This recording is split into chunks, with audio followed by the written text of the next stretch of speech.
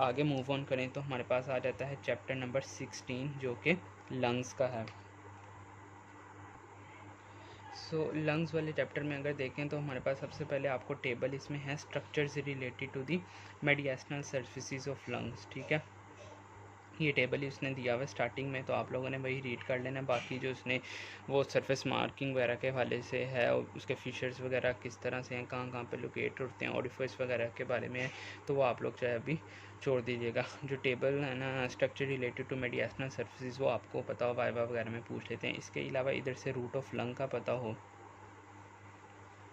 ठीक है, उसके कंटेंट्स का पता हो। इसके अलावा arrangement of structures interior to posterior किस तरह से हैं, राइट साइड पे कौन से हैं, लेफ्ट साइड पे क्या अरेंजमेंट है, तो उस सब की पता हो आपको। उसके बाद अगर आगे देखें तो हमारे पास आ जाता है table 16.2 difference between right and left lung. ठीक है, तो ये आपको पता हो कौन सा कितना एंगल बनाता है, वेट क्या है, बड़ा छोटा जो है वो सारा उसमें उसने लिखा हुआ है।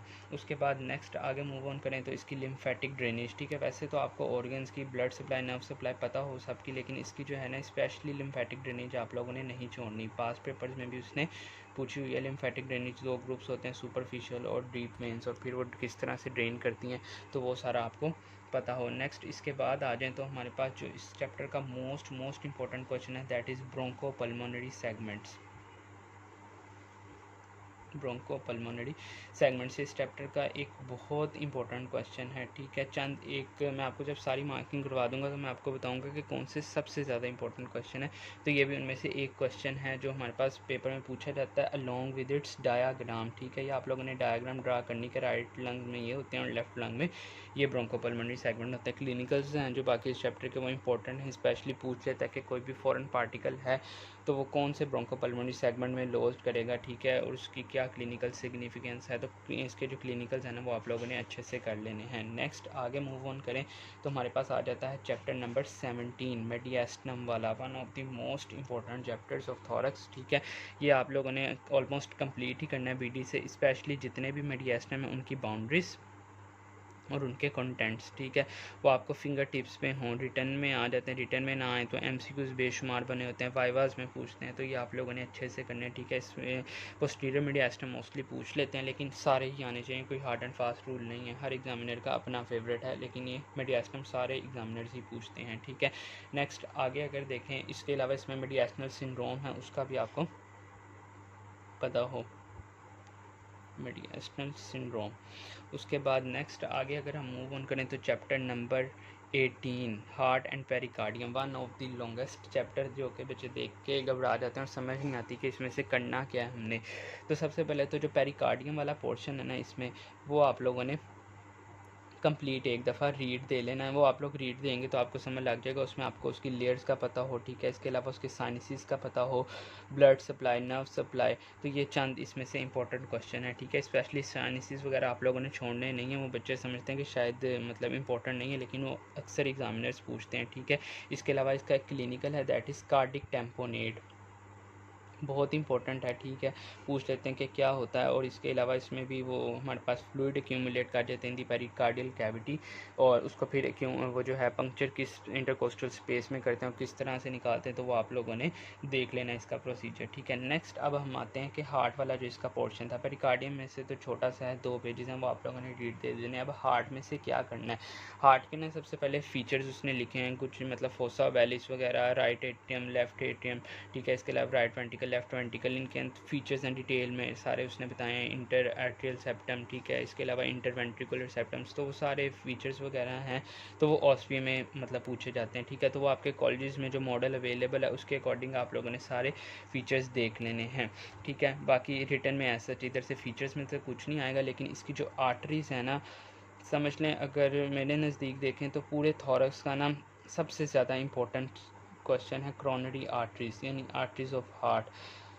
ठीक है, बहुत बहुत इंपॉर्टेंट क्वेश्चन है, और ऑलमोस्ट ये हमारे पास तकरीबन हर साल ही आया होता है। कोई ऐसा साल होगा जिसमें मतलब ना आया हो, कुछ उसने एमसीक्यूज़ या कोई एक पार्ट बना के इसमें से दिया जाता है, बहुत इंपॉर्टेंट है। ठीक है, ये दो हमारे पास होती हैं राइट और लेफ़्ट, इन दोनों का आपको course, area of distribution, branches A to Z सारा पता हो। ठीक है, और हमारे पास क्या उसको कहते हैं, इसमें ना एक इम्पॉर्टेंट बात है लेफ़्ट कोरोनरी आर्टरी के बारे में। वो अक्सर सिनेरियो बना के दे देता है, एक पेशेंट आया मायोकार्डियल इंफाक्शन का, ठीक है, कार्डिक फेलियर का, तो उसमें कौन सी आर्टरी डैमेज होगी, और फिर उसने कहा होता है उसका कोर्स, और जो आगे क्वेश्चन है ब्रांचेज रिलेशन वगैरह जिस तरह से भी बताएं, तो वो आर्टरीज ही नहीं समझ आ रही होती कि कौन सी है। तो लेफ़्ट कोरोनरी आर्टरी, क्योंकि उसकी करेक्टरिस्टिक पढ़ेंगे ना, तो उसने बताया हुआ है कि लार्जर होती है इन कैलिबरी और ज़्यादा मायोकार्डियम को सप्लाई करती है, तो इस वजह से एमआई के पेशेंट में लेफ़्ट जो है ना कोरोनरी आर्टरी वो डैमेज होती। तो आप लोगों ने ये अच्छे से करना है, ठीक है। उसके बाद इसके जो है क्लिनिकल्स देख लेने, कार्डिक डोमिनेंस क्या होती है, ठीक है, और कोरोनरी बाईपास ग्राफ्ट के लिए कौन सी